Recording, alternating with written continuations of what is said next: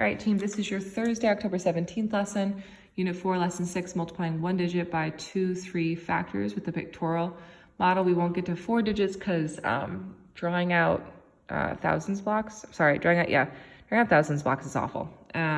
So today, exact same TTED and CFS. Today, tomorrow, and every day I can find products by identifying.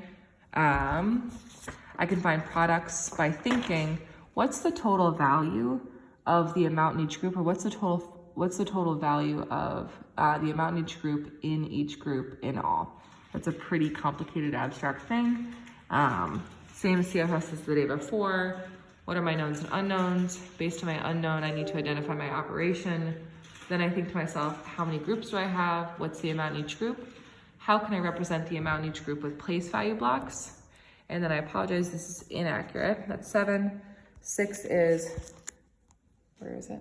There it is. What are my partial products, PP?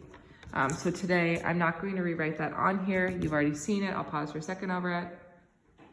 And today, same thing as before. We think groups, amount in each group, partial products, partial products, partial products.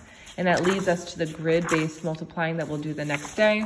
So they should have place value blocks again at the beginning, and then you're gonna show them the area model today. So we're gonna use pictures of place value blocks, and then we're gonna help them see the area model. So a place value block array today looks like, if we have 4 chapters and 325 pages in each chapter. This is my groups, amount in each group, and amount in each group, and I'm looking for my total. So I have 4 groups, or I can do chapters. And I like to put a subtle line between these because it helps me stay organized, and I'm an adult, and so it's a helpful thing to show kids as well. I have 3 hundreds. I have 22 tens, and I have 5 ones. And I'm gonna duplicate that in all areas.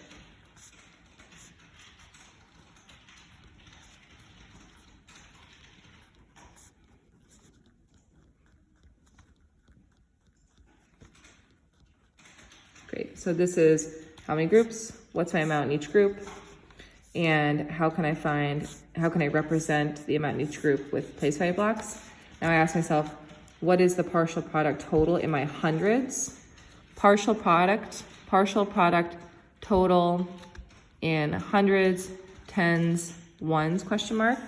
Well, I have 4 groups with 300 in each group, and I can either solve by counting all or knowing my just know facts. This is 1200s, 1200. This is 4 groups of 20, just know fact, 80, or this is my 4 groups of 5, which is 20. This allows me to solve quickly, to be able to find my answer, and then I add all to get my total. I always ensure that kids stack values when they're adding up. If you don't, you'll get some pretty funky errors in class. So this becomes the answer.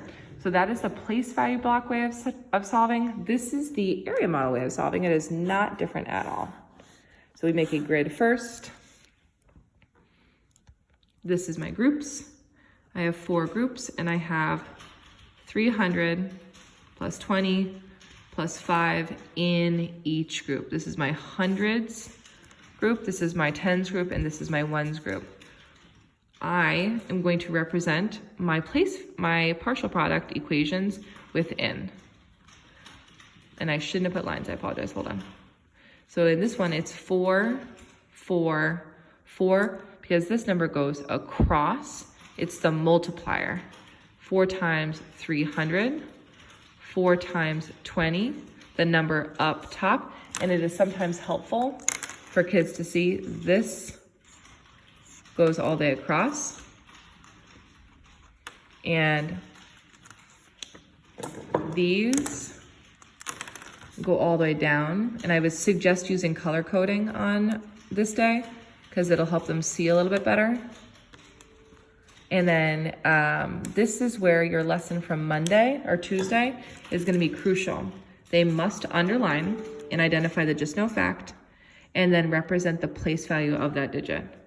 underline the just know fact and represent the place value of that digit, underline the just know fact and represent the place value of that digit.